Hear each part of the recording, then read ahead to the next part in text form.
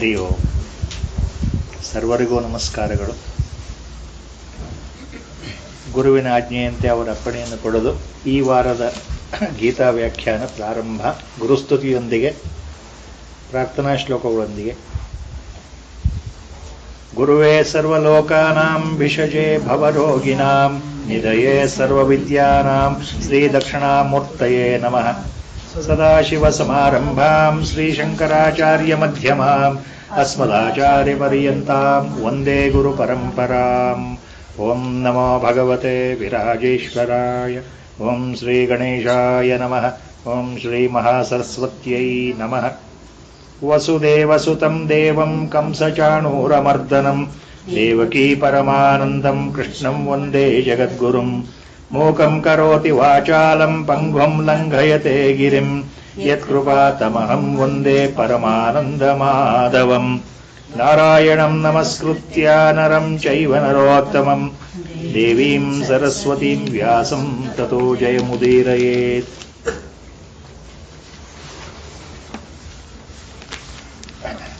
ಹೋದ ಸಲ 8ನೇ ಅಧ್ಯಾಯ 10ನೇ ಶ್ಲೋಕದವರೆಗೆ ಬಂದಿತ್ತು. The commentaries given by Mahapurushas and Acharyas on Bhagavad Gita, it was explained up to the 10th shloka of the 8th chapter, Akshara Brahma Yoga. In the preceding 2-3 shlokas and the next succeeding 2-3 shlokas, altogether in these 5-6 important shlokas, Lord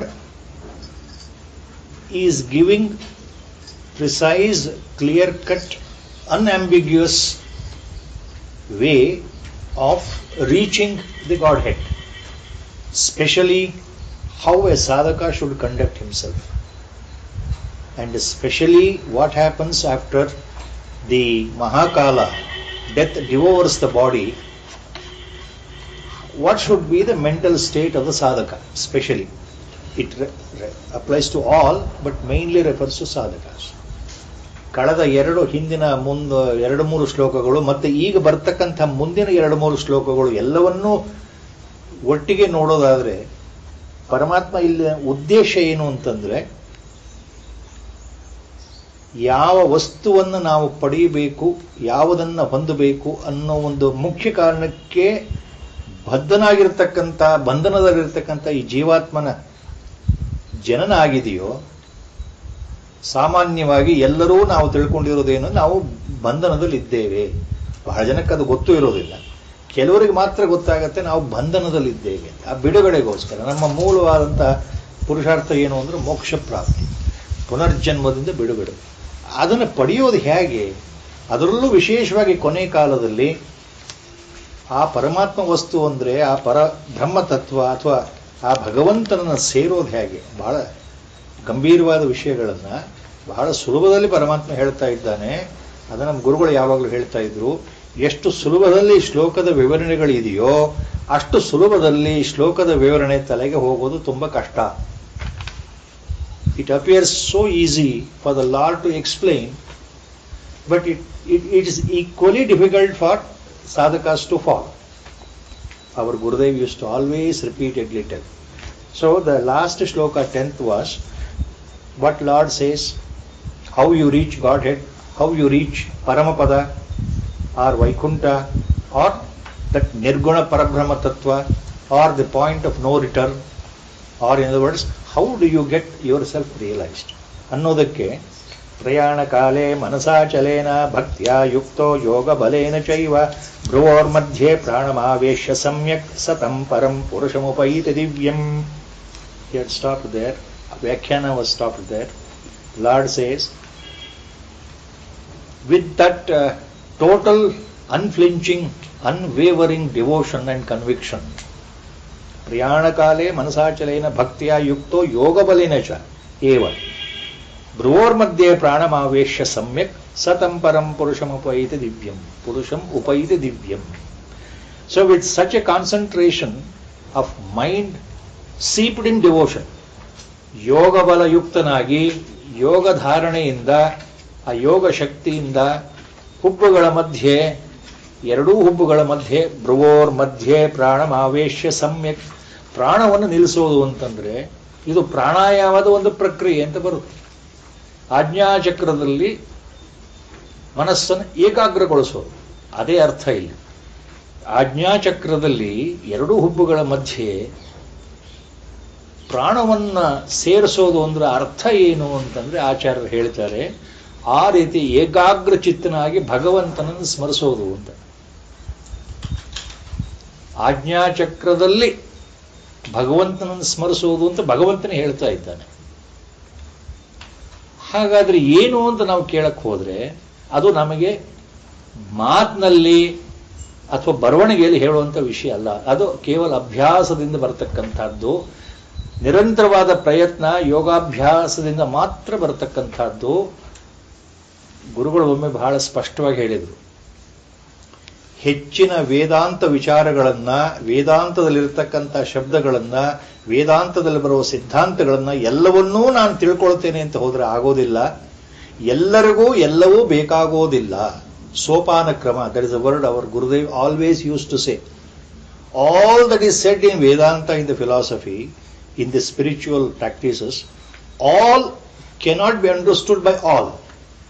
There are certain things meant for certain people according to their mental gradation, according to the sadhana they have done in the previous birth, according to the samskaras they have obtained from the previous so many births of continuous sadhana.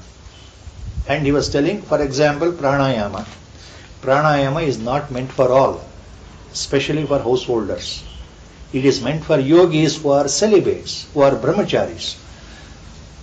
ಬ್ರಹ್ಮಚಾರಿಗಳಾಗಿರ್ತಕ್ಕಂತಹ ಯೋಗಿಗಳಿಗೆ ಪ್ರಾಣಾಯಾಮವನ್ನ ನುರಿತ ಪ್ರಾಣಾಯಾಮ ತಜ್ಞರಾದಂತಹ ಸಮರ್ಥ ಗುರುಗಳಿಂದನೇ ಬರತಕ್ಕಂಥ ಉಪದೇಶ ಆಗಬೇಕೇ ವಿನಃ ಪುಸ್ತಕವನ್ನು ನೋಡಿ ಪತಂಜಲಿ ಯೋಗ ದರ್ಶನದಲ್ಲಿ ಬಂದಿರತಕ್ಕಂಥ ವಿಚಾರಗಳನ್ನ ನನಗೆ ಅರ್ಥ ಆಗಿದೆ ಅಂತ ತಿಳ್ಕೊಂಡು ನಾನಾಗಿಯೇ ಪ್ರಾಣಾಯಾಮ ಮಾಡ್ತೀನಿ ಅಂದ್ರೆ ಆಗುವಂಥದ್ದಲ್ಲ. ಅದರಿಂದ ಒಳ್ಳೇದಲ್ಲ, ಕೆಡಕಾಗೋ ಸಂಭವ ಜಾಸ್ತಿ.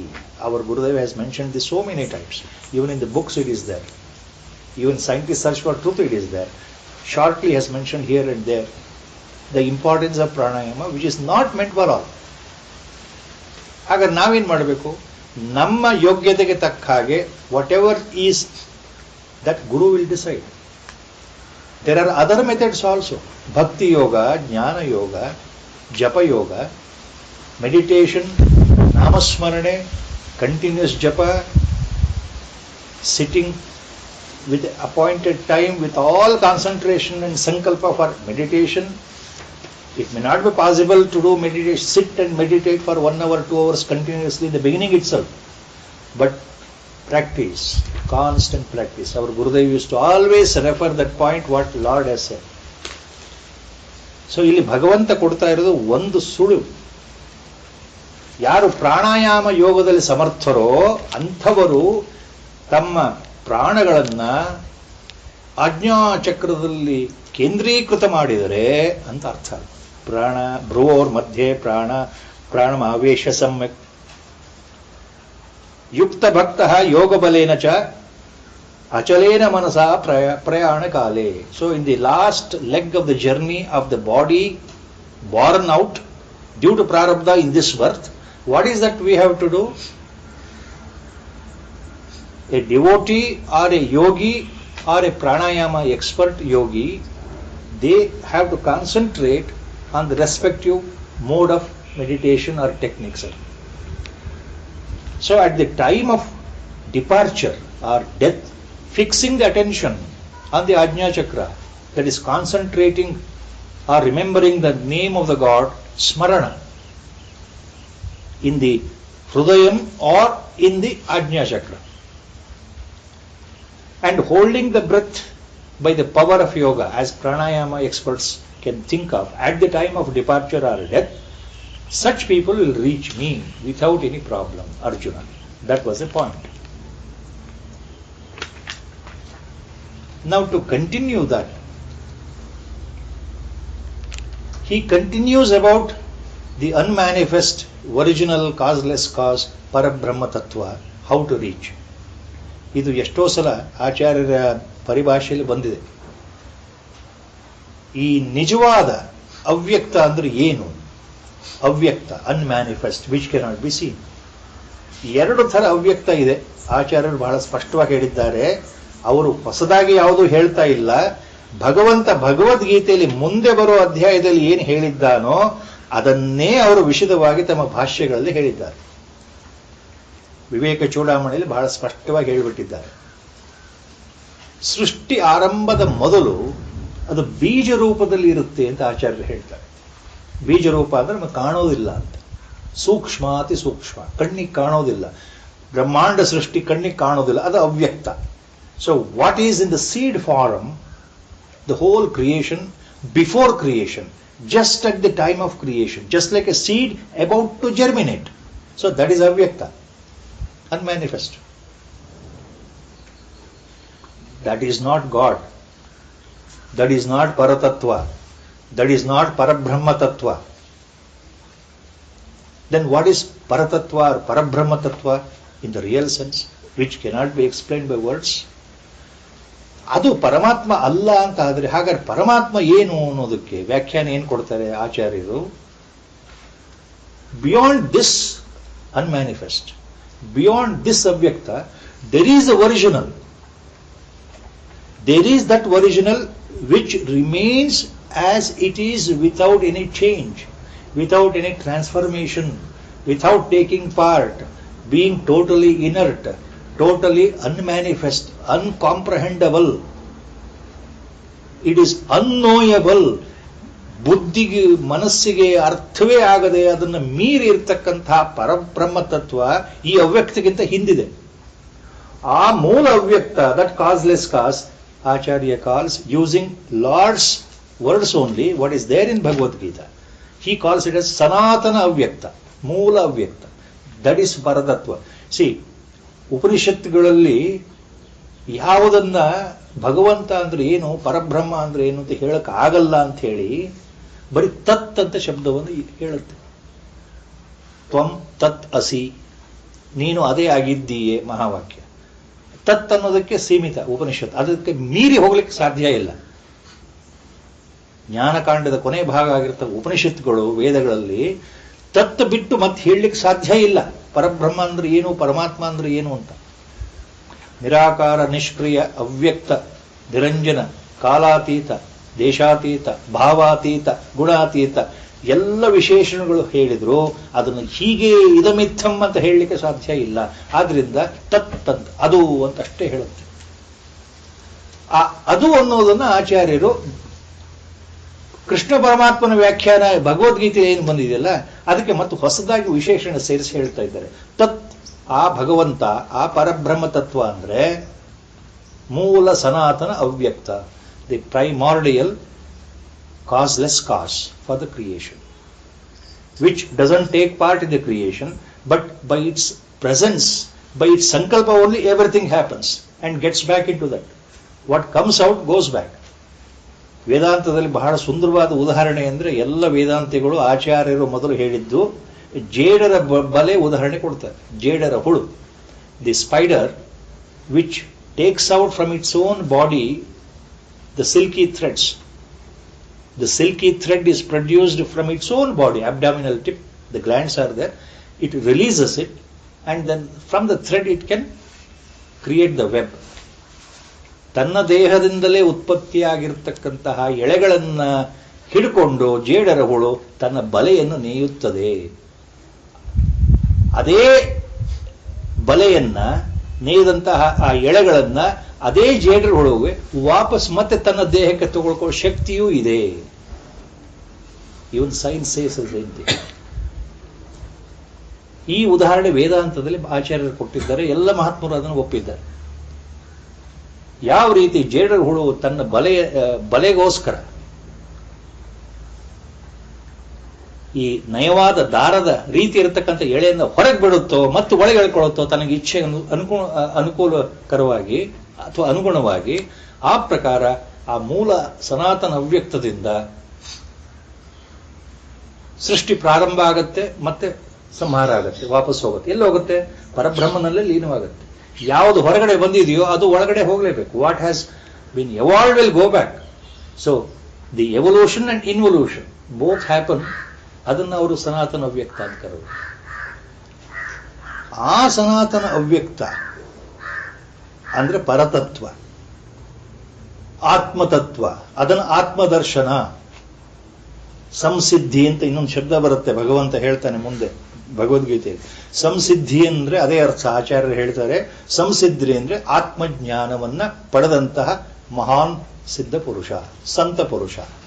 ಯಾರಲ್ಲಿ ಆತ್ಮಜ್ಞಾನ ಉಂಟಾಗಿದೆಯೋ ಅವರು ಸಂಸಿದ್ಧರು, ಆತ್ಮದರ್ಶನ ಪಡೆದಂತವರು ಸಂಸಿದ್ಧರು. ಈ ಪರಮಪದ ಇನ್ನೊಂದು ಶಬ್ದ. ಪರಮಪದ ಅಂದ್ರೆ ಎರಡೂ ಅರ್ಥ ಇದೆ. ದ್ವೈತ ಸಿದ್ಧಾಂತದ ಪ್ರಕಾರ ಪರಮಪದ means reaching the abode of Lord Narayana, Vaikuntha ಲೋಕ. Once you reach there, you will never come back to the earth. No second birth, no rebirth at all. That as per our Advaita Siddhanta, Paramapada means actually the Godhead itself, the supreme goal where we have to reach. It is Nirakara Tattva, Nirakara Parabrahma Tattva, Akara Rahitavada Sthiti, Bata Bayalu Sthiti ಅಂತ ಹೇಳಬಹುದು ಕನ್ನಡದಲ್ಲಿ. It is a total void, an empty thing, as we can try to explain, which includes everything. ಅದನ್ನು ಪಡೆಯೋದು ಹೇಗೆ ಅಂತ ಮುಂದೆ ಭಗವಂತ ಇನ್ನು ಬರೋ ಶ್ಲೋಕಗಳೇ. ಅಂದ್ರೆ in simple, how to reach God. Because earlier he had said, earlier in the same previous shlokas, yam yam vapi smaran bhavan tyajatyante kalevaram. ಯಾರಿಗೆ ಸಾಯುವ ಸಮಯದಲ್ಲಿ ಯಾವ ಯೋಚನೆ ಇರುತ್ತೋ ಆ ಪ್ರಕಾರ, ಭಾವದ ಪ್ರಕಾರ ಅವರ ಮುಂದಿನ ಜನ್ಮ ನಿರ್ಧಾರ ಆಗುತ್ತೆ. ಬಹಳ ವಿಶೇಷವಾದ ಅರ್ಥ ಇದೆ ಅದಕ್ಕೆ. ಅವರಿಗೆ ಯಾವ ಭಾವನೆ ಬರುತ್ತೆ ಅನ್ನೋದು ಅವರ ಸಂಸ್ಕಾರದ ಮೇಲೆ ಅವಲಂಬಿತವಾಗಿರ್ತಕ್ಕಂಥದ್ದು. ಸಾಧಾರಣ ಮನುಷ್ಯನಿಗೆ ಒಳ್ಳೆ ಭಾವನೆ ಬರಲಿಕ್ಕೆ ಸಾಧ್ಯವೇ ಇಲ್ಲ. ಯಾಕಂದ್ರೆ ಅವನ ಸಂಸ್ಕಾರಗಳು ಹಾಗಿದೆ. ಆತನ ಪುನರ್ಜನ್ಮ ಆಗಲೇಬೇಕು ಅಂತ ಅಲ್ಲಿ ವಿಧಿ ಸಂಕಲ್ಪ ಇದೆ. ಆ ಪ್ರಕಾರವಾಗಿ ಆತನಿಗೆ ಭಾವನೆಗಳು ಬರುತ್ತೆ. ಸಾಮಾನ್ಯರಿಗೆ ಸಾಯುವ ಸಮಯದಲ್ಲಿ, ಅಂತ್ಯಕಾಲದಲ್ಲಿ ಭಗವಂತನ ಸ್ಮರಣೆ ಬರೋದು ಸಾಧ್ಯವೇ ಇಲ್ಲ. ನಮ್ಮ ಗುರುಗಳು ಸ್ಪಷ್ಟವಾಗಿ ಹೇಳಿಬಿಟ್ಟಿದ್ದಾರೆ, ಎಲ್ಲಾ ಮಹಾತ್ಮರು ಹೇಳಿದ್ದಾರೆ. ಅದನ್ನೇ ಭಗವಂತ ಮತ್ತೆ ಮತ್ತೆ ಇಲ್ಲಿ ಹೇಳ್ತಾ ಇರೋದು.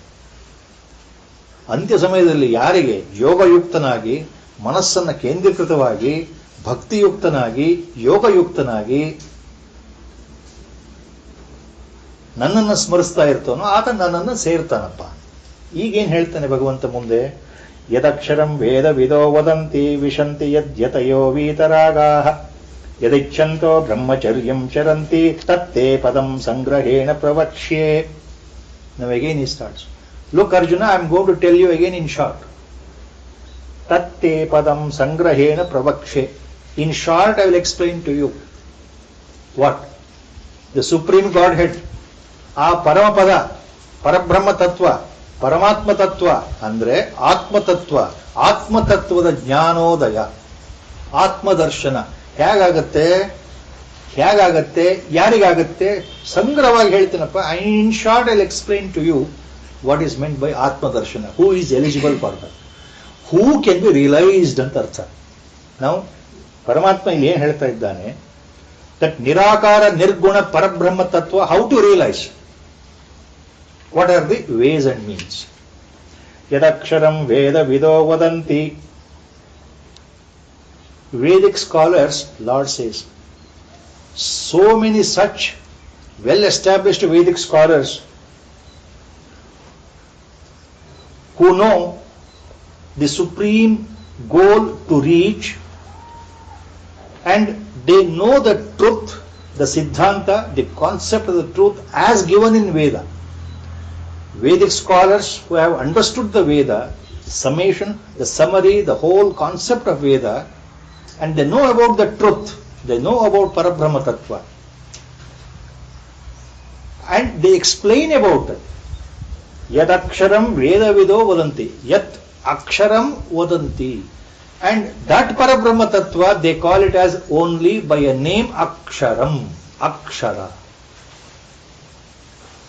So the Vedic scholars call that supreme goal as Akshara. opposite to kshara. In simple, akshara means the one without any destruction, the one without any birth, the one without any death, the one without any transformation, the one which is beyond space, time, continuum. ಕಾಲ ದೇಶ ಅವಸ್ಥೆಗಳಿಗೂ ಮೀರಿರತಕ್ಕಂತಹ ಆದಿಯೂ ಇಲ್ಲದೆ ಅಂತ್ಯವೂ ಇಲ್ಲದೆ ಜನನವೂ ಇಲ್ಲದೆ ಮರಣವೂ ಇಲ್ಲದೆ ಸದಾಕಾಲ ತನ್ನದೇ ಸ್ವಭಾವದಲ್ಲಿ ತಾನು ಹೇಗೆ ಇದ್ದೇನೋ ಅದೇ ರೀತಿಯಲ್ಲಿ ಸರ್ವದಾ ಸದಾಕಾಲ ಸರ್ವಾವಸ್ಥೆಯಲ್ಲಿರ್ತಕ್ಕಂತಹ ಪದಾರ್ಥ ಆ ಪರಬ್ರಹ್ಮ ತತ್ವಕ್ಕೆ ವೇದವಿದರು ಏನ್ ಹೇಳ್ತಾರಪ್ಪ ಅರ್ಜುನ ಅಂದ್ರೆ ಅದನ್ನ ಅಕ್ಷರ ಅಂತ ಕರೀತಾರೆ. ಅದು ಮುಂದೆ ಬರ್ತದೆ, ಮತ್ತೆ ಅಕ್ಷರ ಬ್ರಹ್ಮ ಯೋಗದಲ್ಲಿ ಬರ್ತದೆ. ಇದು ಮುಂದಿನ ಅಧ್ಯಾಯಗಳಲ್ಲಿ ಮತ್ತೆ ಇದನ್ನೇ ಹೇಳ್ತಾನೆ ಭಗವಂತ. ಅಕ್ಷರ ಅಂದ್ರೆ he is referring to that invisible, ನಿರಾಕಾರ, ನಿರ್ಗುಣ, ಗುಣಾತೀತ ಅಂತ. ನಿರ್ಗುಣ ಅಂದ್ರೆ ಇಟ್ ಈಸ್ ಬಿಯಾಂಡ್ ದ 3 ಗುಣಸ್. ಇಟ್ ಈಸ್ ಬಿಯಾಂಡ್ ಸತ್ವ, ರಜಸ್ ಅಂಡ್ ತಮಸ್ ಅಂತ ಅರ್ಥ. ಅಂದ್ರೆ ಇಟ್ ಈಸ್ ಬಿಯಾಂಡ್ ದಿ ಮಾಯಾ ಅಂತ. ಈ 3 ಗುಣಗಳು ನಮ್ಮಲ್ಲಿ ಇದೆಯಲ್ಲ, ಅದಕ್ಕೆ ಕಾರಣ Yogamaya. The Maya itself is manifesting in the form of creation with the help of these 3 gunas anta. And we are bound by that. And he is beyond that because Maya is under his control. So ಯಾವುದನ್ನ ವೇದವಿದರು ಅಕ್ಷರ ಅಂತ ಕರೀತಾರೋ, ಯತಯೋ ವೀತರಾಗಾಹ ಯತಯೋ ವಿಶಂತಿ. ಯಾವುದನ್ನ ವೀತರಾಗಾಹ ಯತಯ ಅಂದ್ರೆ ವೀತರಾಗಿಗಳಾದಂತಹ ಯತಿಗಳು ಮಹಾಪುರುಷರು ಅಂತ. ಸನ್ಯಾಸಿಗಳು ಅಂತೂ ಅರ್ಥ ಆಗುತ್ತೆ, ಮಹಾಪುರುಷರು ಅಂತೂ ಅರ್ಥ ಆಗುತ್ತೆ. ಯತಿ ಶಬ್ದಕ್ಕೆ ಬ್ರಹ್ಮನನ್ನ ಅನುಭವಿಸೋರು ಅಂತ ಅರ್ಥ ಆಗುತ್ತೆ, ಬ್ರಹ್ಮ ಸಾಕ್ಷಾತ್ಕಾರ ಪಡೆದವರು ಅಂತ ಅರ್ಥ ಆಗುತ್ತೆ. ಅವರು ಕೇವಲ ಸನ್ಯಾಸಿ ಧರ್ಮದಲ್ಲೇ ಇರಬೇಕು ಅಂತ ಅರ್ಥ ಅಲ್ಲ. ಅದಕ್ಕೆ ಭಗವಂತ ಇಲ್ಲಿ ಸನ್ಯಾಸಿ ಅಂತ ಶಬ್ದ ಹೇಳದೆ ಕೇವಲ ಯತಿ ಅಂತ ಹೇಳ್ತಾ ಇದ್ದಾನೆ ಭಗವಂತ. ಯಾರು ವೀತರಾಗಿಗಳಾದ ಯತಿಗಳಿದ್ದಾರೋ, ಯಾರು ಆ ಪರಬ್ರಹ್ಮ ತತ್ವವನ್ನು ನೋಡ್ತಾರೋ, ವಿಶಂತಿ. See, 2 things in the first line, Charan.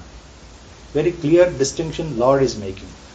Those who speak about Parabrahma Tattva as Akshara, and those who have seen, andre those who have directly experienced, those who have become one with that, those who have merged with that, those who have seen andre artha.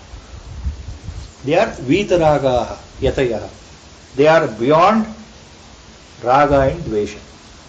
They are beyond ego factor.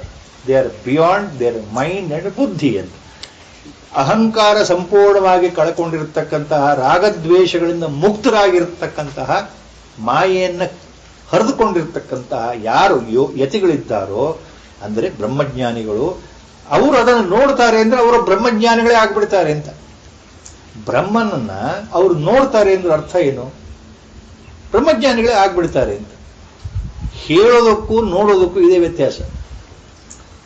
ವೇದವಿದ ಯದ ಅಕ್ಷರಂ ವದಂತಿ is different from they are only speaking book knowledge.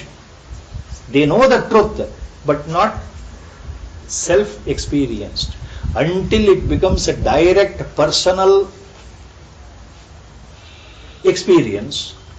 ಇದು ಪರೋಕ್ಷ ಜ್ಞಾನ, ಅಪರೋಕ್ಷ ಅಲ್ಲ, ಅದೃಢ ಜ್ಞಾನ.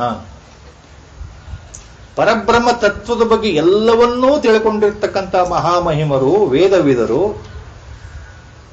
ಪರೋಕ್ಷ ಜ್ಞಾನವನ್ನು ಹೊಂದೆ. ಬ್ರಹ್ಮ ಅಂದ್ರೆ ಈ ವಸ್ತು, ಅದನ್ನು ಹೇಳ್ತಾರೆ, ಅದು ಅಕ್ಷರ ಅಂತ ಹೇಳ್ತಾರೆ. ಹೇಳೋದಕ್ಕೂ ನೋಡೋದಕ್ಕೂ ವ್ಯತ್ಯಾಸ ಇದೆ ಅಂತ ಭಗವಂತ ಹೇಳ್ತಾ ಇದ್ದಾನೆ. ಯಾರು ಪರಬ್ರಹ್ಮನನ್ನು ಅಕ್ಷರ ಅಂತ ಹೇಳ್ತಾರೋ, ಮತ್ತೆ ಯಾವ ಯತಿಗಳು ಆ ಪರಬ್ರಹ್ಮ ತತ್ವವನ್ನು ನೋಡೇ ನೋಡ್ತಾರೋ ಅಂತಂದ್ರೆ ದೇ ಹ್ಯಾವ್ ಬಿಕಮ್ ಬ್ರಹ್ಮಜ್ಞಾನಿ. ಬ್ರಹ್ಮವಿದ್ ಬ್ರಹ್ಮೈವ ಭವತಿ, ಉಪನಿಷತ್ ಇಸ್ ವೆರಿ ಕ್ಲಿಯರ್. ಯಾರು ಬ್ರಹ್ಮನನ್ನ ತಿಳ್ಕೊಂಡಿದ್ದಾರೋ, ಅನುಭವಿಸಿದ್ದಾರೋ, ಅವರು ಬ್ರಹ್ಮವೇ ಆಗ್ತಾರೆ ಅಂತ ಉಪನಿಷತ್ ಹೇಳ್ತಾ ಇದೆ. ದಿ ಡೈರೆಕ್ಟ್ ಎಕ್ಸ್ಪೀರಿಯನ್ಸ್, ಇದನ್ನು ಅಪರೋಕ್ಷಾನುಭೂತಿ ಅಂತ. ಆಚಾರ್ಯ ಶಂಕರರು ಅನೇಕ ಪ್ರಕರಣ ಗ್ರಂಥಗಳು ಬರೆದಿದ್ದಾರಲ್ಲ, ಆತ್ಮಬೋಧ, ಲಘುವಾಕ್ಯ ವೃತ್ತಿ, ವಾಕ್ಯ ವೃತ್ತಿ, ವಿವೇಕ ಚೂಡಾಮಣಿ, ಜೊತೆಗೆ ಅಪರೋಕ್ಷಾನುಭೂತಿ ಅಂತ ಒಂದು ಗ್ರಂಥ ಇದೆ. The name of the book written by ಆಚಾರ್ಯ, ಇಟ್ ಇಟ್ಸೆಲ್ಫ್ ಇಸ್ ಕಾಲ್ಡ್ ಅಪರೋಕ್ಷಾನುಭೂತಿ. ಅಪರೋಕ್ಷಾನುಭೂತಿಯಲ್ಲಿ ಏನು ಹೇಳ್ತಾರೆ? ಮುಖ್ಯವಾಗಿ ಇದೇ ತತ್ವವನ್ನೇ. ಅಲ್ಲಿ ಹೆಚ್ಚಿನ ಮಟ್ಟಿಗೆ ತತ್ವಮಸಿ ಮಹಾವಾಕ್ಯದ ಆ ಎಳೆಯನ್ನು ತೆಗೆದುಕೊಂಡು ಆಚಾರ್ಯ ಶಂಕರರು ತತ್ ಪದಾರ್ಥ ಅಂದ್ರೆ ತತ್ ಅಂದ್ರೆ ಏನು, ತ್ವಂ ಅಂದ್ರೆ ಏನು, ಅಸಿ ಅಂದ್ರೆ ಏನು, ಇದನ್ನು ಬಹಳ ಸುಂದರವಾಗಿ ಹೇಳ್ಕೊಂಡು ಹೋಗ್ತಾರೆ. ಬಹಳ ಬಹಳ ದೊಡ್ಡ ಮಟ್ಟದಲ್ಲಿ ಹೇಳ್ತಾ ಹೋಗ್ತಾರೆ. ಅದಕ್ಕೆ ಅದನ್ನು ಅಪರೋಕ್ಷಾನುಭೂತಿ ಅಂತಾನೆ ಹೆಸರಿಟ್ಟು. Learning, reading is different than experiencing ultimately. Guru has shown the way. He has explained the tattva. I can say I have understood it. But after understanding it correctly, I have to experience it. So there comes the grace of Guru. ಯಾವುದು ನಮಗೆ ಗುರುವಿನ ಮೂಲಕ ಅರ್ಥವಾಗಿದೆಯೋ ಅದು ನಮ್ಮ ಅನುಷ್ಠಾನದಲ್ಲಿ ಸಾಕ್ಷಾತ್ತಾಗಿ ನಮಗೆ ಅನುಭವಕ್ಕೆ ಬರಬೇಕು. ಆ ಅನುಭವಕ್ಕೆ ಬರೋದೇ ಜ್ಞಾನೋದಯ. That is called realization.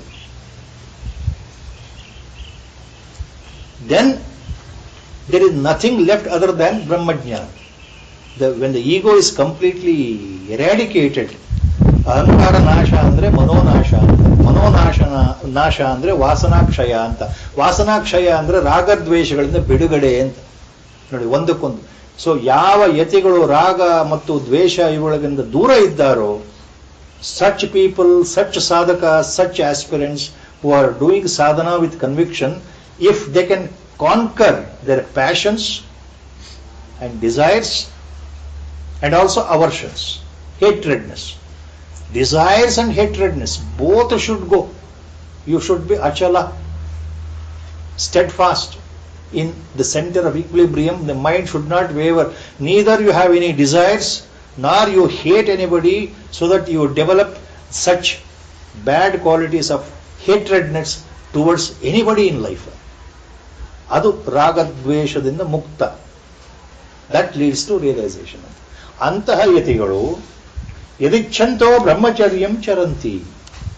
And there are other categories who follow celibacy, who follow brahmacharya. Yake?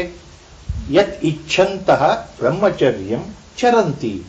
ಯಾವುದನ್ನ ಪಡೆಯಕ್ಕೋಸ್ಕರ ಬ್ರಹ್ಮಚರ್ಯವನ್ನು ಪಾಲನೆ ಮಾಡ್ತಾರೋ ಅಂತವರು ಕೂಡ, ದೋಸ್ ಸೆಲಿಬ್ರೇಟ್ ಪೀಪಲ್, ಬ್ರಹ್ಮಚಾರೀಸ್ ಹೂ ಪ್ರಾಕ್ಟೀಸ್ ಬ್ರಹ್ಮಚರ್ಯ in order to reach god.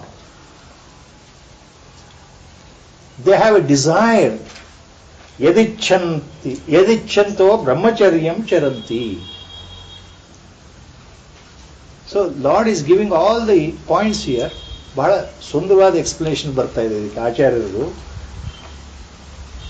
ಯಾವ ಯತಿಗಳು ವೀತರಾಗಿಗಳಾಗಿದ್ದಾರೋ, ಭಯಕ್ರೋಧ ಇಚ್ಛಾ ದ್ವೇಷಗಳಿಂದ ದೂರ ಆಗಿದ್ದಾರೋ, ಅಹಂಕಾರವನ್ನು ಮೆಟ್ಟಿ ನಿಂತಿದ್ದಾರೋ, ಯಾರು ವೇದಗಳಲ್ಲಿರ್ತಕ್ಕಂತಹ ತಿರುಳಿದೆಯಲ್ಲ, ಪರಬ್ರಹ್ಮ ತತ್ವ ಅಂದ್ರೆ ಅಕ್ಷರ ಅಂತ ತಿಳ್ಕೊಂಡಿದ್ದಾರೋ,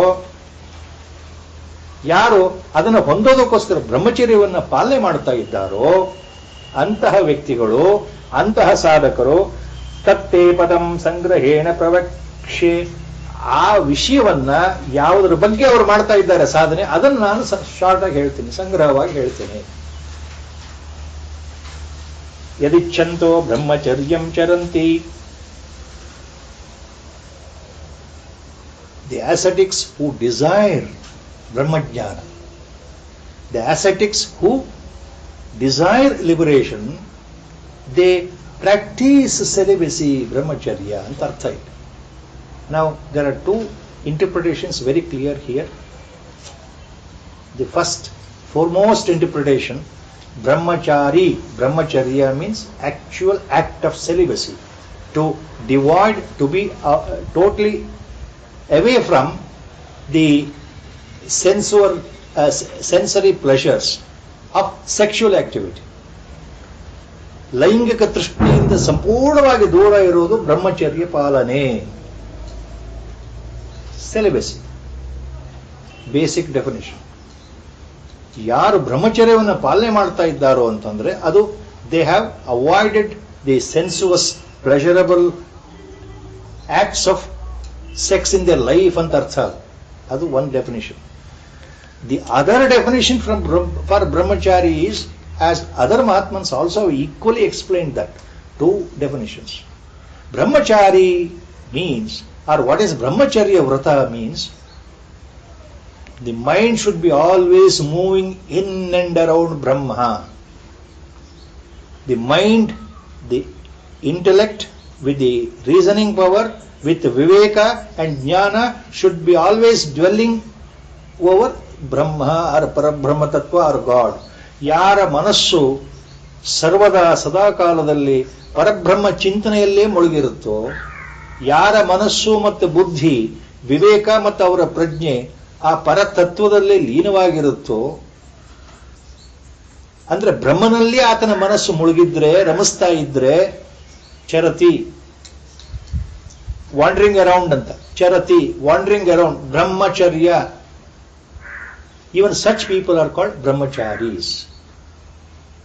So both the definitions are there, both interpretations are there. So Lord is making it very clear.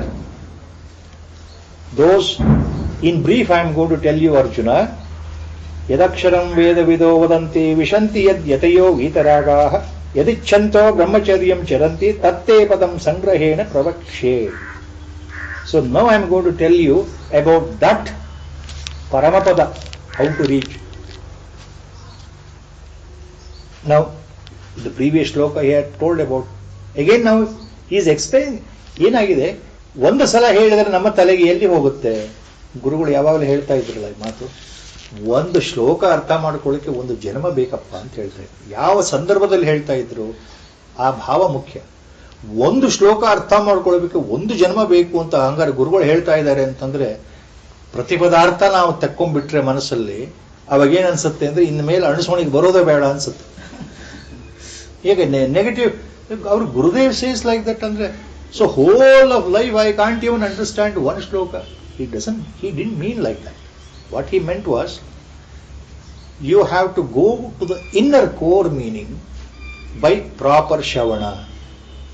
ಇದನ್ನ ಸರಿಯಾದ ರೀತಿಯಲ್ಲಿ ಆ ಗುರು ಪರಮಾತ್ಮ ಸದ್ಗುರುವಿನ ಮುಖೇನ ಕೇಳಿ ಆ ಅರ್ಥವನ್ನು ಯಾವಾಗಲೂ ಮೆಲುಕು ಹಾಕೊಳ್ತಾ ಇರಬೇಕು. That's what he made.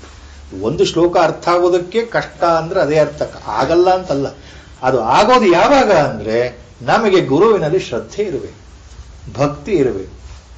So as long as I have that ಶ್ರದ್ಧಾ ಅಂಡ್ ಭಕ್ತಿ, devotion towards my guru, and I should always remember that the Guru appearing in the human body form in front of me in this birth, I have considered him as my Guru. I prostrate completely at his lotus feet. Not only he is just a human body form, but he is the same Paratattva, the same Lord. Ishvara has come in that form to bless me. So with that conviction, when you sit and listen and then read, then by his grace we will understand.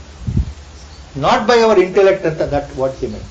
ನಿಮ್ಮ ಬುದ್ಧಿಯಿಂದ ಅರ್ಥ ಮಾಡ್ಕೊಳ್ಳಿಕ್ಕೆ ಹೋದ್ರೆ ನಿಮ್ಮ ಅಹಂಕಾರವೇ ಶತ್ರು, ಅಡ್ಡ ಬರುತ್ತೆ. ನನಗೆಲ್ಲ ಗೊತ್ತಿದೆ, ನೀವೇನು ಹೇಳಬೇಕಾಗಿಲ್ಲ ಸರ್, ನನಗೂ ಇಂಗ್ಲೀಷ್ ಬರುತ್ತೆ, ಇಂಗ್ಲೀಷಲ್ಲೆಲ್ಲ ಕಾಮೆಂಟ್ರಿ ಓದಿದ್ದೀನಿ. ಬಹಳ ಜನ ಗುರುಗಳು ಹೇಳ್ತಾ ಇದ್ರು, ಬಹಳ ಜನ ಒಂದು ಹೇಳ್ತಾರೆ, ಆ ಭಾರತೀಯ ವಿದ್ಯಾ ಒಂದು ನೋಡಿದ್ದೇನೆ, ಅವ್ರದ್ದು ನೋಡಿದ್ದೇನೆ, ಗೀತಾ ಪ್ರೆಸ್ ಓದಿದ್ದೇನೆ, ಭಗವದ್ಗೀತೆ ಡಿಸ್ಕಸ್ ಮಾಡ್ತೇವೆ, ನಾವು ಫ್ರೀ ಇದ್ದಾಗೆಲ್ಲ ಕೂತ್ಕೊಂಡು ಡಿಸ್ಕಸ್ ಮಾಡ್ತೇವೆ.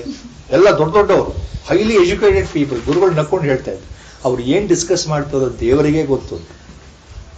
I don't know what they discuss. First you have to understand, you have to feel, you have to experience. That happens only with the grace of a guru. Without the guru behind gracing, how can you understand Bhagavad Gita ಅಂತ. That's what our Gurudev meant. ಉದ್ದೇಶ ಇಷ್ಟೇ. ಬಹಳ ಕಷ್ಟ, ಒಂದು ಶ್ಲೋಕ ಅರ್ಥ ಆಗೋದೇ ಕಷ್ಟ ಅಂದ್ರೆ ಯಾಕೆ ಹೇಳಿದ್ರು ಅಂದ್ರೆ, ಗುರುವಿನ ಅನುಗ್ರಹ ಇಲ್ಲದೆ ನಾನೇ ಎಲ್ಲವನ್ನು ಓದ್ತೇನೆ, ನನಗೆ ಅರ್ಥ ಆಗಿದೆ, I have understood because I can read. C, in English and Kannada the sentence starts with I. ನಾನು ಓದ್ತೇನೆ, ನನಗೆ ಓದೋ ಶಕ್ತಿ ಇದೆ, ನನಗೆ ಅರ್ಥವಾಯಿತು. ನಾನು ಬಂತ. I can read, I know the language, I can understand, I know the Sanskrit so well. So original the shlokas in Sanskrit I can understand very well. Again I has come. Ade Guru, our Gurudev meant the same thing all the time.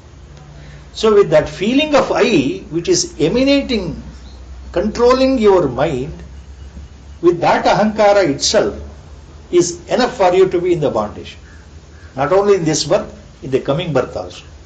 ನಾನು ಅಂತ ಹೇಳೋ ತನಕ, ಈ ನಾನು ಅಂತ ಹೇಳೋದು ನೀನು ಬಿಡೋ ತನಕ ಭಗವದ್ಗೀತೆ ಅರ್ಥ ಆಗಲ್ಲ, ಬ್ರಹ್ಮಜ್ಞಾನ ಬರೋಲ್ಲ. Because what he made was very very important. Sopana Krama, please remember, stepwise evolution of human mind and stepwise sadhana also. Everything cannot be the same for all sadhakas. ಒಬ್ಬರಿಗೆ ಒಂದು ಉಪದೇಶ ಮಾಡಿದರೆ ಗುರುಗಳು ಮತ್ತೊಬ್ಬರಿಗೆ ಮತ್ತೊಂದು ಹೇಳಿರ್ತಾರೆ. ನನಗೆ ಗುರುಗಳು ಏನು ಉಪದೇಶ ಕೊಟ್ಟಿದ್ದಾರೆ ಅದು ನನಗೆ ಸೀಮಿತ, ಆ ಪ್ರಕಾರ ನನ್ನ ಸಾಧನೆ ನಡಿಬೇಕು ಅಂತ ಅವರ ಆಶಯ. ನಿಮಗೆ ಬೇರೆ ರೀತಿ ಉಪದೇಶ ಕೊಟ್ಟಿದ್ರೆ ಇದನ್ನು ಮಾಡು ಅಂದ್ರೆ ನೀವು ಅದನ್ನೇ ಮಾಡಬೇಕು. ಅದೇ ಗುರುಗಳು ಇವ್ರಿಗೆ ಇದನ್ನ ಹೇಳಿದಾರಲ್ಲ, ನನಗೆ ಬೇರೆ ಹೇಳಿಬಿಟ್ರಲ್ಲ, ಇವ್ರು ಹೇಳಿದ್ ಯಾಕೆ ನಾನು ಮಾಡಬಾರದು ಅನ್ನೋ ಪ್ರಶ್ನೆ ಬಂತು ಅಂದ್ರೆ ಅಹಂಕಾರ ಬಂತು ಅಂತ. ಶ್ರದ್ಧೆಯಿಂದ ನನಗೆ ಗುರುಗಳು ಏನು ಹೇಳಿದ್ದಾರೋ ಅದನ್ನು ಮಾಡೋದು ನನ್ನ ಕರ್ತವ್ಯ, ಮುಗಿದು ಹೋಯ್ತು, ಎರಡನೇ ಮಾತೇ ಇಲ್ಲ. It is so simple, so difficult. I have to simply believe and trust. I have to trust our Guru. If I trust him, his words, that is enough, it will take. So there is no question of I, there is no question of worry. This is what he meant. How to reach that Godhead, Paratattva. Next he starts again. Lord says, ಸರ್ವದ್ವಾರಾಣಿ ಸಂಯಮ್ಯ ಮನೋಹೃದಿ ನಿರುಧ್ಯ ಚ ಮೂರ್ಧ್ಯಾಧಾಯಾತ್ಮನಃ ಪ್ರಾಣಂ ಆಸ್ಥಿತೋ ಯೋಗಧಾರಣಂ. ಮೂರ್ಧ್ನಿ ಆಧಾಯ ಆತ್ಮನಃ, 3 different words combined. ಮೂರ್ಧ್ನಿ ಆಧಾಯ ಆತ್ಮನಃ, ಮೂರ್ಧ್ಯಾಧಾಯಾತ್ಮನಃ. ಸರ್ವದ್ವಾರಾಣಿ ಸಂಯಮ್ಯ ಮನೋಹೃದಿ ನಿರುಧ್ಯ ಚ ಮೂರ್ಧ್ಯಾಧಾಯಾತ್ಮನಃ ಪ್ರಾಣಂ ಆಸ್ಥಿತೋ ಯೋಗಧಾರಣಂ. ಅಂತ್ಯಕಾಲದಲ್ಲಿ ಆ ನಿರ್ಗುಣ ನಿರಾಕಾರ ಪರತತ್ವವನ್ನು ಸೇರುವುದು ಹೇಗೆ, ಐಕ್ಯವಾಗುವುದು ಹೇಗೆ ಅಂದ್ರೆ ಪರಬ್ರಹ್ಮನನ್ನು ಅರ್ಥಕೊಳ್ಳೋದು ಹೇಗೆ ಅಂತ ಹೇಳ್ತಾ ಇದ್ದಾನೆ ಭಗವಂತ. ಅಂದ್ರೆ ಬ್ರಹ್ಮಜ್ಞಾನವನ್ನ ಅಂತ್ಯಕಾಲದಲ್ಲಾದರೂ ಹೊಂದೋದು ಹೇಗೆ. How to reach God, how to be realised, how to get emancipated, how to escape from the bondage of birth and death ಅಂತ ಅರ್ಥ. So, for that, the next 2 shlokas starts. To reach at the time of death, Sarvadvarani Sanyamya, that's what he is giving in. Control all your sense organs or senses.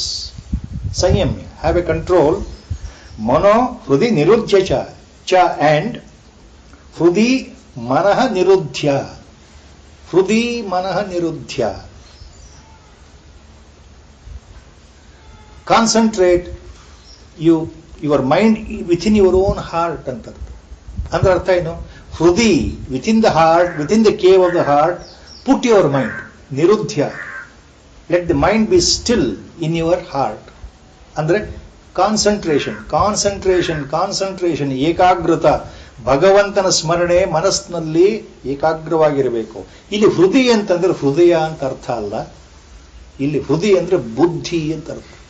ಈ ಬುದ್ಧಿನಲ್ಲಿ ವಿವೇಕ ಪ್ರಜ್ಞೆ ಅಂತ ಇದೆಯಲ್ಲ, see the mind should merge with that ವಿವೇಕ, that reasoning power, contemplative power, and get itself concentrated towards God. ಅಂದ್ರೆ in simple words what he means here, ಮನೋಹೃದಿ ನಿರುದ್ಧ್ಯ ಚ, firmly hold your mind, still your mind with the thought of God. ಅಂದ್ರೆ ಭಗವಂತನ, ಇನ್ನು simple ಆಗಿ ಹೇಳಬೇಕು ಅಂದ್ರೆ ಅಂತ್ಯಕಾಲದಲ್ಲಿ ಮನಸ್ಸಿನಲ್ಲಿ, ಬುದ್ಧಿನಲ್ಲಿ ಏನಿರಬೇಕಪ್ಪ ಅಂದ್ರೆ ಭಗವಂತನ ಸ್ಮರಣೆ ಇರಬೇಕು. ಆ ಭಗವಂತನ ಇಷ್ಟ ದೇವತಾ ರೂಪ ಯಾವುದು ನಮಗೆ ಪ್ರಿಯವೋ, ಯಾವುದನ್ನ ನಾವು ಜೀವನದಿಂದ ಆರಾಧನೆ ಮಾಡ್ತಾ ಬಂದಿದ್ದೇವಲ್ಲ, ಆ ರೂಪವನ್ನೇ ಹಿಡ್ಕೊಳ್ಬೇಕು. ನಿರಾಕಾರ ತತ್ವ ಎಲ್ಲರಿಗೂ ಒಂದೇ ಏಟಿಗೆ ಹಿಡ್ಕೊಳ್ಳಕ್ಕೆ ಆಗೋದಿಲ್ಲ. ನಿರಾಕಾರ ಧ್ಯಾನ ಬಹಳ ಕಷ್ಟ. ಭಗವಂತ ಮುಂದೆ ಹೇಳ್ತಾನೆ, ನಿರಾಕಾರ ಭಗವಂತನ ಪ್ರಾಪ್ತಿ ಎಲ್ಲರಿಗೂ ಆಗೋದಿಲ್ಲ ಧ್ಯಾನದಲ್ಲಿ. ಮೊದಲ ಹಂತ ಏನು ಅಂದ್ರೆ ಸಾಕಾರ ರೂಪ. ಸಾಕಾರ ರೂಪ ಬಹಳ ಸುಲಭ ಆದ್ರಿಂದ ನಿರಾಕಾರ ಧ್ಯಾನಕ್ಕಿಂತ ಸಾಕಾರ ಧ್ಯಾನ ಬಹಳ ಶ್ರೇಷ್ಠ ಅಂತ ಭಗವಂತ ಹೇಳ್ತಾನೆ ಮುಂದೆ. ಸೊ ಮನಸ್ಸಿನಲ್ಲಿ ಭಗವಂತನ ಮೂರ್ತಿ, ಭಗವಂತನ ಚಿಂತನೆ, ನಾಮಸ್ಮರಣೆ ಇರಬೇಕು ಅಂತ ಅರ್ಥ. ಸರ್ವದ್ವಾರಾಣಿ ಸಂಯಮ್ಯ, ಎಲ್ಲ ಇಂದ್ರಿಯಗಳನ್ನ ಬಿಗಿ ಹಿಡಿದು ಅಂತಂದ್ರೆ ಅರ್ಥ ಏನು? Our mind should not go here and there, hither and thither. Eyes should not think of anything ಅಂತ ಅರ್ಥ. Your ears should not go outward listening to the sounds in the outer life. Tongue should not think of any taste of any food or whatever it is, or talks whatever it is. ಇದು ಸರ್ವದ್ವಾರಾಣಿ ಸಂಯಮ್ಯ ಅಂತ. ಮನೋಹೃದಿ ನಿರುದ್ಧ್ಯ ಚ ಮೂರ್ಧ್ನಿ ಆಧಾಯ ಆತ್ಮನಃ, ಮೂರ್ಧ್ನಿ ಆಧಾಯ ಆತ್ಮನಃ, ಮೂರ್ಧ್ನಿ ಆಧಾಯ ಆತ್ಮನಃ ಅಂದ್ರೆ ಏನ್ here it means mind as well as prana, because where the mind is there, prana is there, prana shakti. So atmanah ಮೂರ್ಧ್ನಿ ಆಧಾಯ ಅಂತಂದ್ರೆ holding the breath or prana or the mind into the head, into the head. Pranam asthito yoga dharanam. ಮೂರ್ಧ್ನಿ ಆದಾಯ ಆತ್ಮನಃ ಪ್ರಾಣಂ ಆಸ್ಥಿತಃ ಯೋಗಧಾರಣಂ. With the help of the power of the yoga, of the concentration of the power of the yoga, you can control the breath and hold the breath and mind within your head ಅಂತಂದ್ರೆ within your buddhi, within your intellect. ಈ ರೀತಿ ಮಾಡಿ. So what he says here in the first shloka is in continuation of the second one. ಎಲ್ಲ ಇಂದ್ರಿಯಗಳನ್ನ ಬಿಗಿ ಹಿಡಿದು ಮನಸ್ಸನ್ನ ಹೃದಯದಲ್ಲಿ ಅಂದ್ರೆ ಬುದ್ಧಿಯಲ್ಲಿ ಅಂದ್ರೆ ಶಿರಸ್ಸಿನಲ್ಲಿ ಕೇಂದ್ರೀಕೃತವನ್ನು ಮಾಡಿ, ಪ್ರಾಣವನ್ನ ಕೇಂದ್ರೀಕೃತವನ್ನು ಮಾಡಿ, ಯೋಗಧಾರಣೆ ಬಲದಿಂದ, ಯೋಗ ಶಕ್ತಿಯ ಬಲದಿಂದ ಅಂದ್ರೆ ನಿಮ್ಮ ಅಭ್ಯಾಸ ಬಲದಿಂದ, ನಿಮ್ಮ ಈ ಆಧ್ಯಾತ್ಮಿಕ ಧ್ಯಾನ ಯೋಗದ ಬಲದಿಂದ ಅಥವಾ ಭಕ್ತಿ ಯೋಗದ ಬಲದಿಂದ ಅಂತ ಅರ್ಥ ಆಗುತ್ತೆ.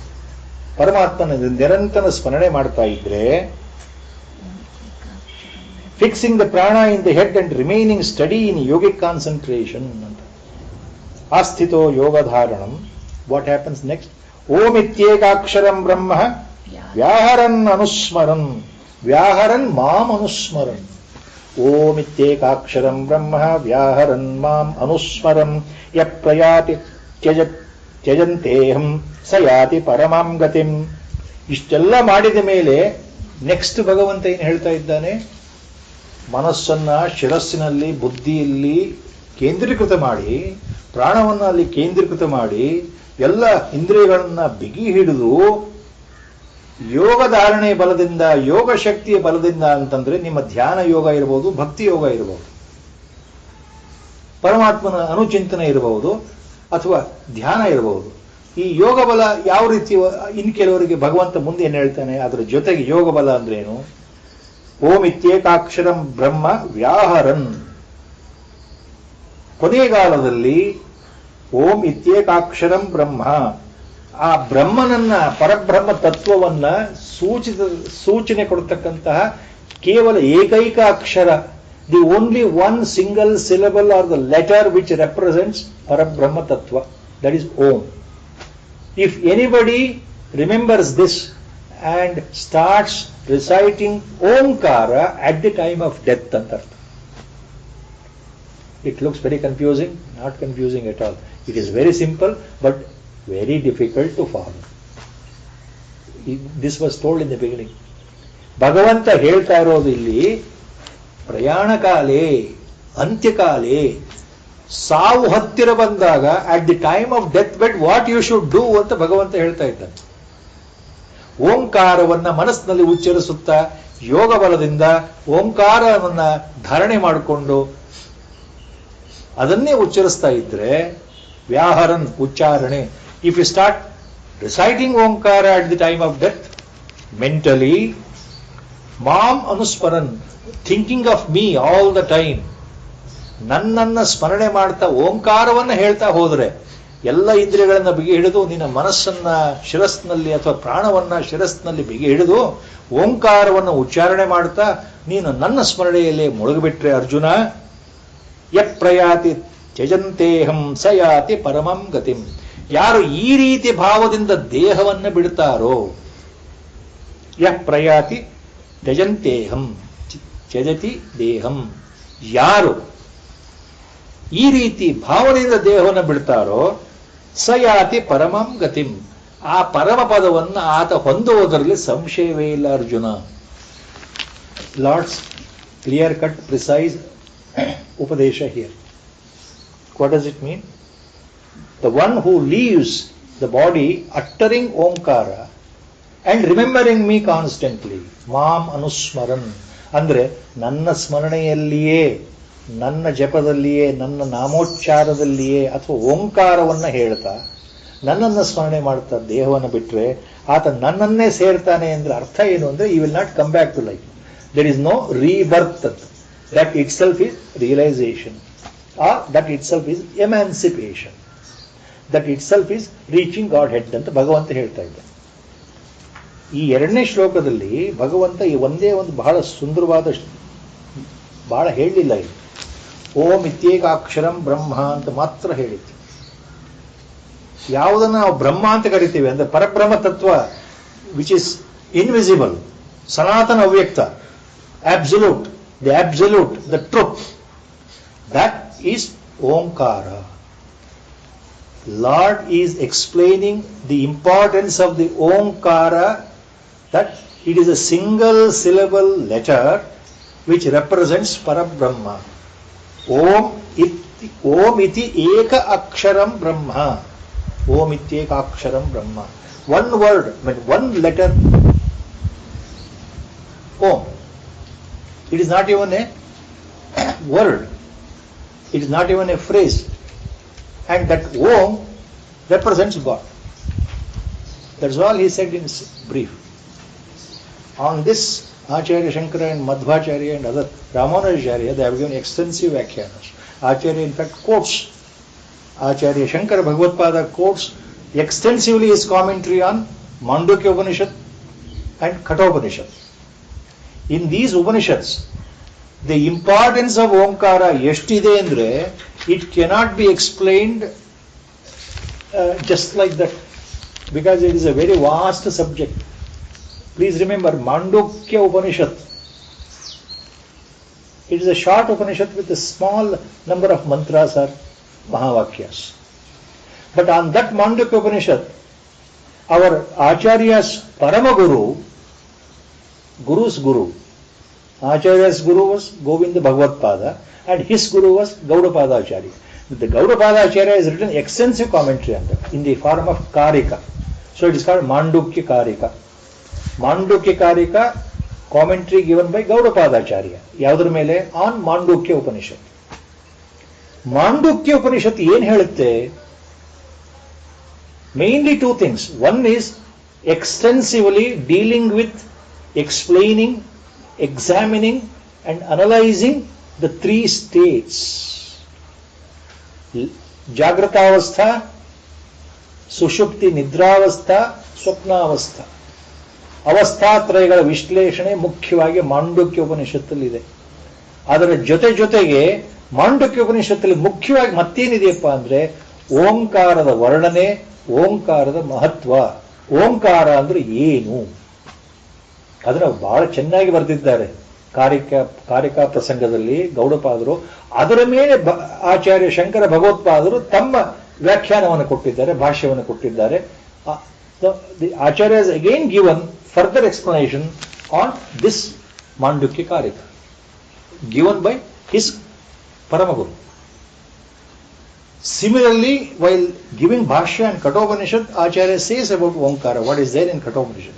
All those things cannot be explained in simple words because it is a huge, it requires lengthy process of remembrance and analysis. Time factor is very short, it cannot be explained. I can quote only one or two examples. ಓಂಕಾರದ ಬಗ್ಗೆ ಕಠೋಪನಿಷತ್ತಲ್ಲಿ ಏನು ಬಂದಿದೆ, ಮಾಂಡುಕ್ಯ ಉಪನಿಷತ್ತಲ್ಲಿ ಏನು ಬಂದಿದೆ, ಬಹಳ ಸಂಗ್ರಹವಾಗಿ ಒಂದೊಂದೇ ಒಂದು ಶ್ಲೋಕ ತಗೊಳ್ಳೋದಾದ್ರೆ, Omkara means, Kathopanishad says, what is Omkara? Omkara means ಏತದ್ದೇವಾಕ್ಷರಂ ಬ್ರಹ್ಮ ಏತದ್ದೇವಾಕ್ಷರಂ ಪರಂ, ಏತದ್ದೇವಾಕ್ಷರಂ ಬ್ರಹ್ಮ ಏತದ್ದೇವಾಕ್ಷರಂ ಪರಂ, ಏತತ್ ಏವ ಅಕ್ಷರಂ ಬ್ರಹ್ಮ ಏತತ್ ಏವ ಪರಂ, ಏತದ್ದೇವಾಕ್ಷರಂ ಬ್ರಹ್ಮ ಏತದ್ದೇವಾಕ್ಷರಂ ಪರಂ, ಏತದ್ದೇವಾಕ್ಷರಂ ಜ್ಞಾತ್ವಾ ಯೋ ಯದಿಚ್ಛತಿ ತಸ್ಯ ತತ್, ಏತದ್ ಏವಾಕ್ಷರಂ ಜ್ಞಾತ್ವಾ ಯೋ ಯದಿಚ್ಛತಿ ತಸ್ಯ ತತ್. Omkara means, etat means this syllable Omkara, Ekaksharam Brahma. And same thing Ekaksharam Param also. Kathopanishad says, Omkara means both Brahma and Param. See, two words. So here Upanishad means Brahma andre, not that Brahma. Brahma means, Upanishad says, the manifested creation. Idan Apara Brahma anta shabda barutte Vedantadalli. Apara Brahma andre ಏನು? Visible, samsara, creation, Brahmanda. Brahma here means Brahmanda, visible. Param ಅಂತಂದ್ರೆ ಏನು? Parabrahma Tattva, invisible. So Omkara means the entire universe, visible. And also it means Parabrahma Tattva anta. See, this explanation comes only in the first line itself. Etad Evaksharam Brahma. Brahma means universe. Etad Evaksharam Param. Paramatma. Etad Evaksharam Jnatva. Iriti Jnatva. If you understand, realize Omkara. Omkara is not a word, simply word, not a syllable to just utter. ಓಂಕಾರ ಅಂದ್ರೆ ಕೇವಲ ಏನೋ ಒಂದು ಶಬ್ದ, ಒಂದು ಅಕ್ಷರ ಅಂತಲ್ಲ. ಓಂಕಾರ ಅಂದ್ರೆ ಪರಬ್ರಹ್ಮ ತತ್ವ. ಓಂಕಾರ ಅಂದ್ರೆ ಸೃಷ್ಟಿ. ಓಂಕಾರ ಅಂದ್ರೆ ಸ್ಥಿತಿ. ಓಂಕಾರ ಅಂದ್ರೆ ಸಂಹಾರ. ಎಲ್ಲವೂ ಬಂತದ್ರೊಳಗೆ ಅಂತ. ಯಾವುದು ಮೂಲ ಅವ್ಯಕ್ತವೋ, ಸನಾತನ ಅವ್ಯಕ್ತವೋ, ಯಾವುದು ಅವ್ಯಕ್ತವೋ, ಯಾವುದು ಅವ್ಯಕ್ತದಿಂದ ಹೊರಗಡೆ ಬಂದಿದೆಯಲ್ಲ ಮಹತ್ ಸೃಷ್ಟಿಯಾಗಿ, ಎಲ್ಲವೂ ಓಂಕಾರ. ಅಂದ್ರೆ ಎವ್ರಿಥಿಂಗ್ ಇಸ್ ಓಂಕಾರ means what? Everything is manifestation of ಪರಬ್ರಹ್ಮ ತತ್ವ ಅಂತ ಅರ್ಥ. ಇದನ್ನ ಸರಿಯಾಗಿ ಅರ್ಥ ಮಾಡಿಕೊಂಡವರು ಯಾವುದನ್ನ ಇಚ್ಛೆ ಪಡ್ತಾರೋ ಅದನ್ನ ಅವ್ರು ಸೇರ್ಬಿಡ್ತಾರೆ. ಯಾರಿಗೆ ಓಂಕಾರ ಅರ್ಥ ಆಗಿದೆಯೋ ಅವರು ಪರಬ್ರಹ್ಮವನ್ನು ಪಡೀತಾರೆ ಅಂತ ಕಠ ಉಪನಿಷತ್ ಮಂತ್ರ.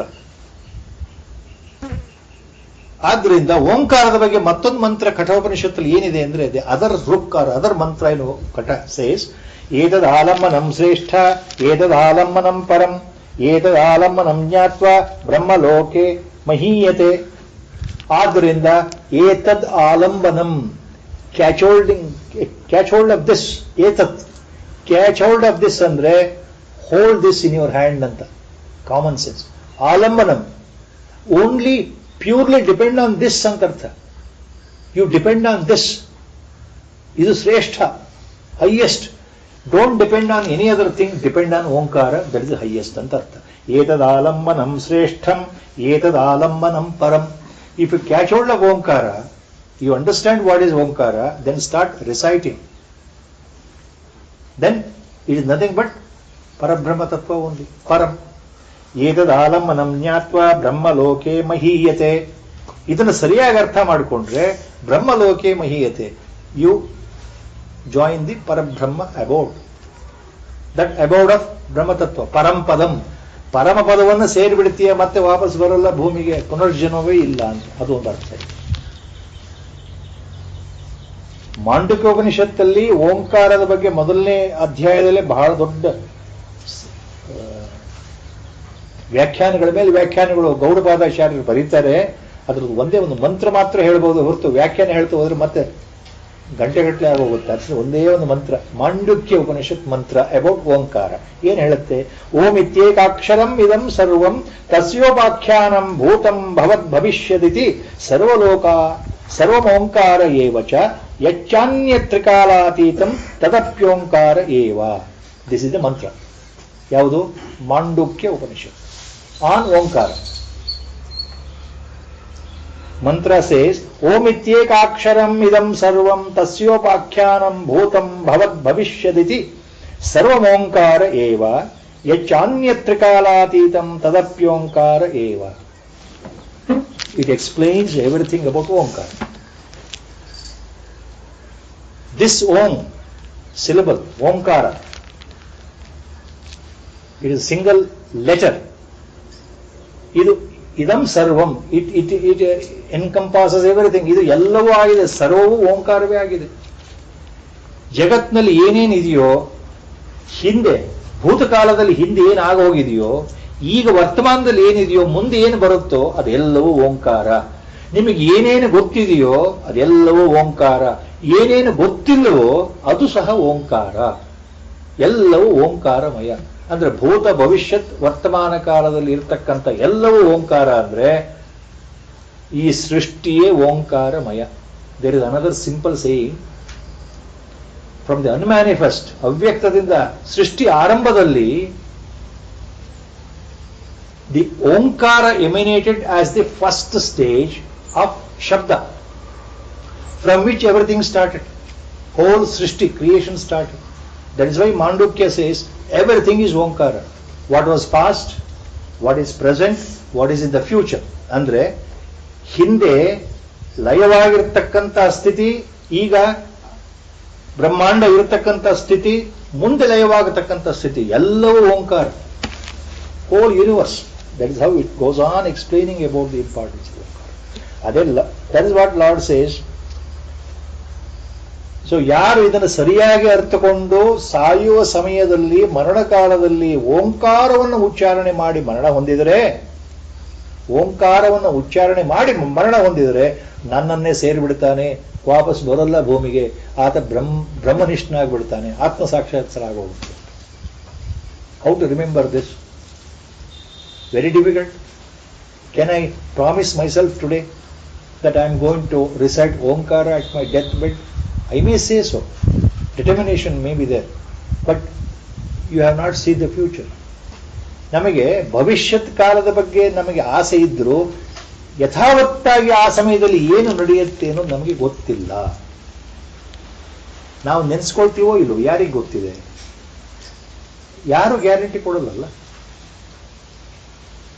ಯಾರು ಓಂಕಾರವನ್ನು ನೆನೆಸ್ಕೊಂಡು ಪ್ರಾಣ ಬಿಡ್ತಾರೋ ಅವರು ಬ್ರಹ್ಮಜ್ಞಾನಿಗಳೇ, ಅನುಮಾನವೇ ಇಲ್ಲ. ಗುರುಗಳು ಇದನ್ನು ಸ್ಪಷ್ಟವಾಗಿ ಹೇಳಿದ್ದಾರೆ. ನೋ ಯುವರ್ ರಿಯಾಲಿಟಿ ಪಾರ್ಟ್ 2 ನಲ್ಲಿ ಬಹಳ ವಿಶದವಾಗಿ ಅವರು ತಮ್ಮ ಗುರುಗಳ ಬಗ್ಗೆ ಬರೀಬೇಕಾದ್ರೆ ನೀವು you have to go through that. ಎಷ್ಟು ಅದ್ರ ಬಗ್ಗೆ ಹೇಳಿದ್ದಾರೆ ಅಂದ್ರೆ ಕನ್ನಡ ಟ್ರಾನ್ಸ್ಲೇಷನ್ಸ್ ಆ ಸಮಯದಲ್ಲಿ ತಮ್ಮ ಗುರುಗಳ ಬಗ್ಗೆ ಮಾತಾಡೋದು ಅಂದ್ರೆ ನಮ್ಮ ಗುರುಗಳಿಗೆ ಅಪಾರವಾದ ಪ್ರೀತಿ, ನಿಮ್ಗೆ ಗೊತ್ತಿರಬೇಕು. ನಮ್ಮ ಪರಮ ಗುರು ಬಗ್ಗೆ ಮಾತು ಬಂದ್ರೆ ಅವರು ಎಷ್ಟು ಆಸ್ಥೆಯಿಂದ ಶ್ರದ್ಧೆಯಿಂದ ಹೇಳ್ತಾ ಕುತ್ಕೊಳ್ತಾ ಇದ್ರು ಅಂದ್ರೆ, ಒಂದ್ಸಲ ಹೇಳಿದ್ರು 2000 ಇಸ್ವಿ ಏಪ್ರಿಲ್ 7ನೇ ತಾರೀಕು ಡೇಟ್ ಪ್ರಕಾರ, in the year 2000 April 7th as per the English date, that happens to be ಚೈತ್ರ ಮಾಸ ಶುಕ್ಲ ಪಕ್ಷ ತೃತೀಯ ತಿಥಿ, morning 9 o'clock, around 9 and then 5 minutes or 7 minutes morning, our Parama Guru, how he left the body, morning 9 o'clock, around 9:05, how he left the body. Our Gurudev explaining in the book is different. What he told me personally about that, because I was fortunate, I had to translate. So I was always talking to Gurudev. And he said, rarest of the rare Brahmajnani was my Guru. There are so many Jnanis, but they are not real Jnanis. I can vouch for my Guru. I am not even a dust particle at his lotus feet. That's what our Guru was telling me. Such a rare Brahmajnani.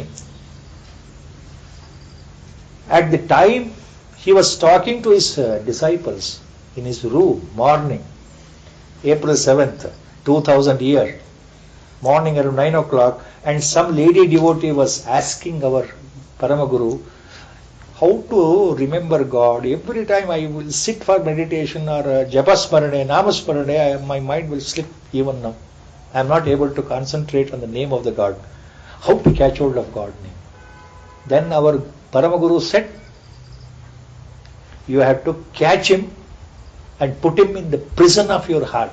Don't allow him to escape.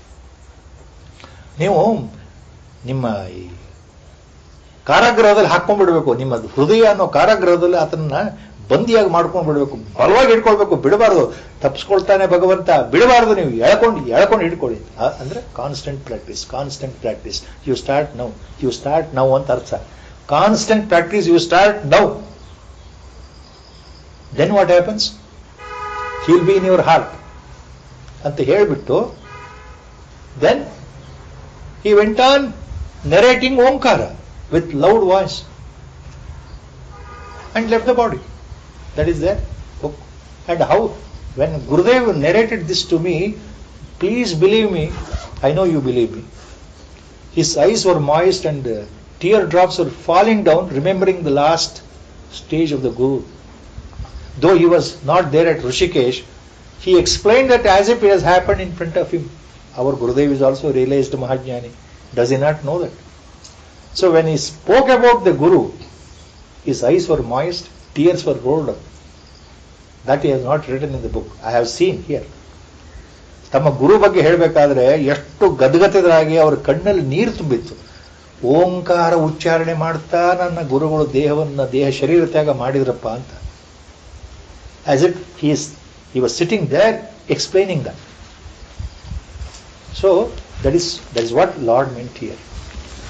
ಓಂಕಾರ ಉಚ್ಚಾರಣೆ ಮಾಡ್ತಾ ಯಾರ ದೇಹ ಬಿಟ್ಟರು ಅವರಿಗೆ ಸದ್ಗತಿ ಪುನರ್ಜನ್ಮ ಇಲ್ವೇ ಇಲ್ಲ ಅಂತ ಭಗವಂತನೇ ಸ್ಪಷ್ಟವಾಗಿ ಹೇಳಿದ್ದ. He has made it very clear. ಗುರುಗಳ ಸಂಕಲ್ಪ ಇವತ್ತಿಗೆ ವ್ಯಾಖ್ಯಾನ ಇಲ್ಲಿಗೆ ಮುಗಿತಾ ಇದೆ. ವಸುದೇವಸುತಂ ದೇವಂ ಕಂಸಚಾಣೂರಮರ್ದನಂ ದೇವಕೀ ಪರಮಾನಂದಂ ಕೃಷ್ಣಂ ವಂದೇ ಜಗದ್ಗುರುಂ ಮೂಕಂ ಕರೋತಿ ವಾಚಾಲಂ ಪಂಗುಂ ಲಂಘಯತೆ ಗಿರಿಂ ಯತ್ಕೃಪಾತಮಹಂ ವಂದೇ ಪರಮಾನಂದ ಮಾಧವಂ ನಾರಾಯಣಂ ನಮಸ್ಕೃತ್ಯ ನರಂ ಚೈವ ನರೋತ್ತಮಂ ದೇವೀಂ ಸರಸ್ವತೀಂ ವ್ಯಾಸಂ ತದೋ ಜಯಮುದೀರಯೇತ್. ಹರಿ ಓಂ ತತ್ಸತ್. ಓಂ ನಮೋ ಭಗವತೆ ಗುರಾದೇಶ್ವರಾಯ.